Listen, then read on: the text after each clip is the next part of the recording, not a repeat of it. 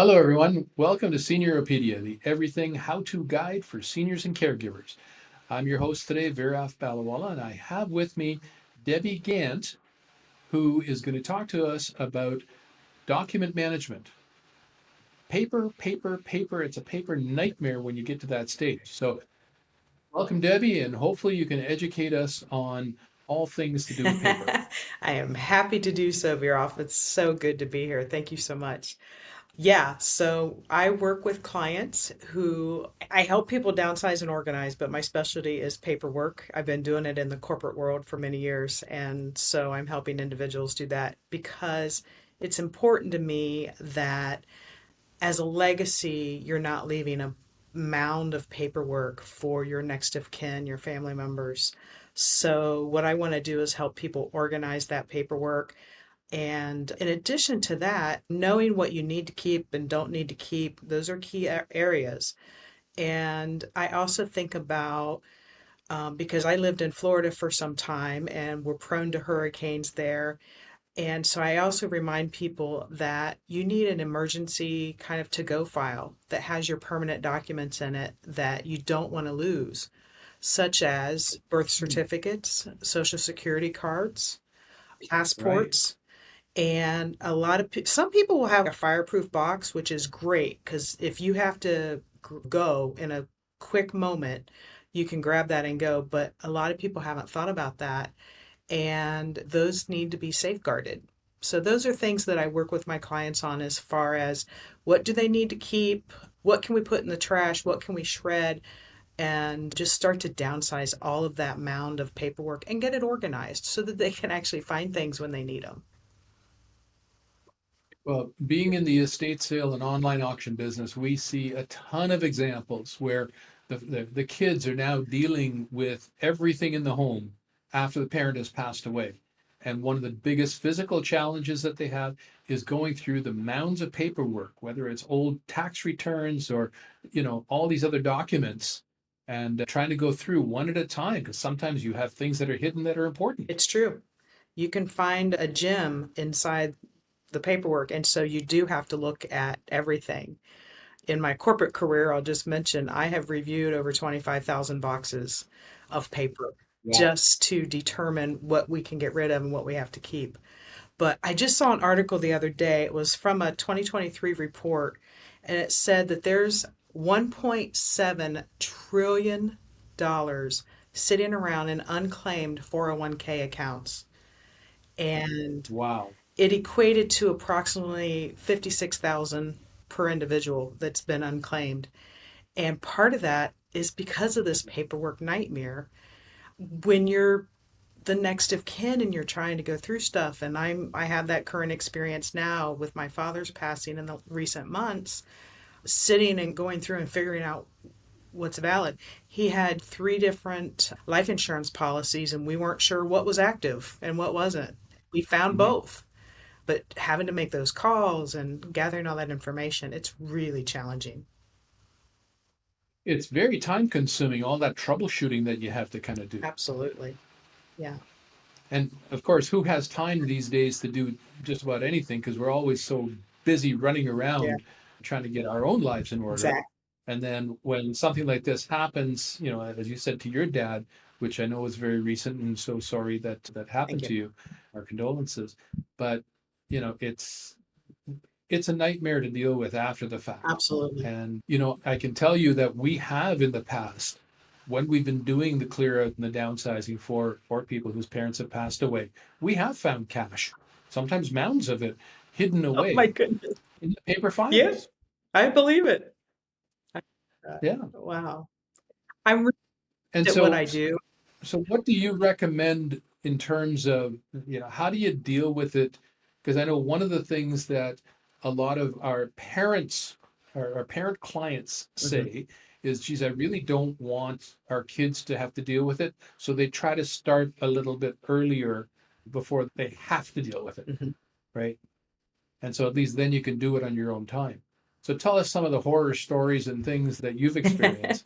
I've seen it all, and I have no judgment. We all have that one drawer, maybe some of us have six, that just has stuff in it Yeah. that we don't know what to do with, and it just gets filed away. But I have a process where, like, I go in and I just dig in, whether it's a file cabinet, whether it's a stack of papers, and I sort it. And I sort it between um, a keep forever document. So this is something that's vital. It's a vital document, as we call it in the industry. You want to keep those. That's what I just mentioned before about passports and birth certificates and things. Then there's, okay, these need to be kept in a file. Could be an current insurance policy. It could be pay stubs, home repair receipts, things like that you do want to hang on to for a certain period of time. And then we have, it's just, this is just trash. Just throw it in the trash. There's not confidential Mhm. information on it. It's okay to just put it in your trash. And then there's a stack of paper, which is usually the largest stack of shred. And then we take that to the shredder and have it confidentially shredded because we also think about risk. With identity crisis happening now, we don't want There's a lot of that, isn't yeah, we there? don't want people's information to be stolen. So we're very careful about how we do that. So that is, Mm.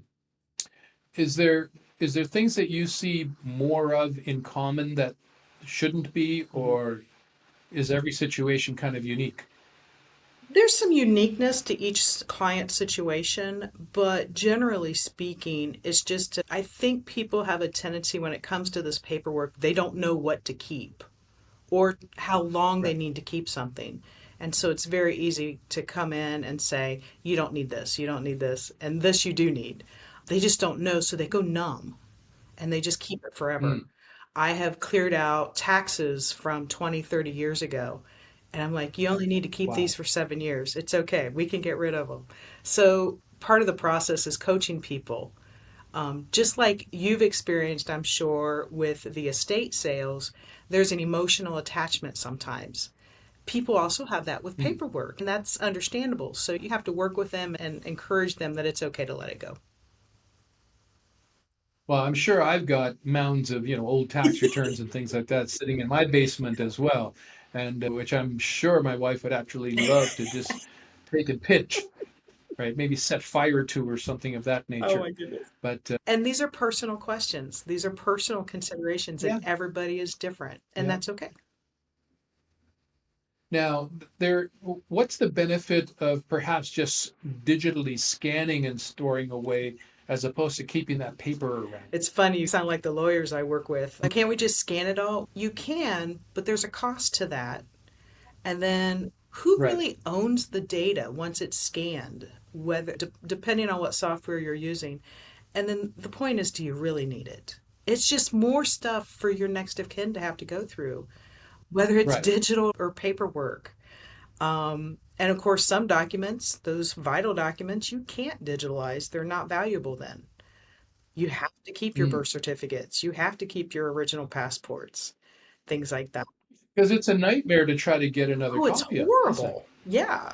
Talk about the bureaucracy of trying to replace those things if they were in a flood or something like that. And those are documents that I've had to dig out and find to help Mhm. people process claims and to get bank statements and just all kinds of things.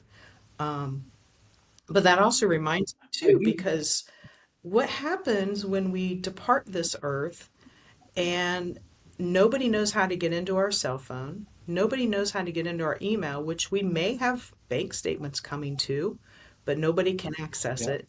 So, wouldn't it be nice if we help them develop a tool that has, hey, this is how you get into things. This is my phone password. And obviously, this is not something that you want to put out for public. You keep it in a private file. You tell your family where it's at so that they know how to get into it. The trick is keeping it updated Mhm. as we change passwords. Yes. Yeah. It's hard enough to keep track of your passwords and things like that now. Yeah, Once you're gone, if you haven't updated something, it's basically inaccessible, yeah. right? And I recently, last week, All that Bitcoin that you've been storing away on your computer, when it's gone, do you know how much money has been lost in Bitcoin because somebody has died and nobody knows the password. Yeah. I mean, it's crazy. Just like these. Well, even just if your computer crashes and you don't remember your password for your account, that's it. You've lost, tens of thousands of dollars, if not And more. that's one of those projects where it's really hard to sit down and do it at one time versus where I can go in Hmm. and do paperwork. That's one of those things you have to just have it by your computer on a regular basis and go, oh man, I haven't written that down yet. Because I don't think Mm. about what's my password to get into my computer. But if I'm keeping a list, that's helpful. That's what I would advise. To have to try and do it when you're forced to do it, than trying to take it in small Yes. bites and do it a little bit at a time. So you've really got to be proactive at starting Yeah, it, maintaining it. Do you have some sort of I kit do. that you do I have a do have a kit? kit and then I also have, it's a vendor that I work with, and they have an entire kit to help organize documents. You can even put it into a fireproof box that they have. There's a Hmm. variety of things depending on what really the client wants. So yeah, I can certainly give you information on that to share. So if somebody wanted it, where would they be able to get a hold of that kit? The best way is to find me on Instagram, and I have a link on my Instagram page, and it's Results with Deb. Results with Deb. So at Results with Deb. Yes. Yeah. There is a link there for the Is that kit. correct for the Instagram? Yeah, that's on my Instagram.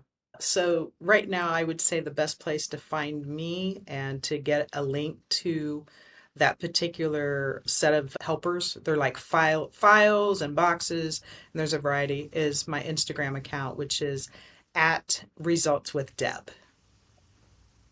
Okay, so at Results with Deb on Instagram, and then you can not only get a hold of you, but there's a link to be able to get a hold of this Yeah. kit.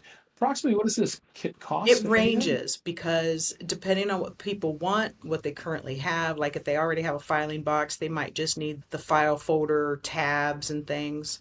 So anywhere Hmm. between 29 up to 159 US. Well, you know what? That's a pretty small price to pay for being able to make sure that your successors have all the information that's necessary and it's easy to find Absolutely. because otherwise it can be a real nightmare and we don't want nightmares. We already have enough of them as we Yes. go through And our if lives. anyone wants to I can give them some additional tools as well. All right, great.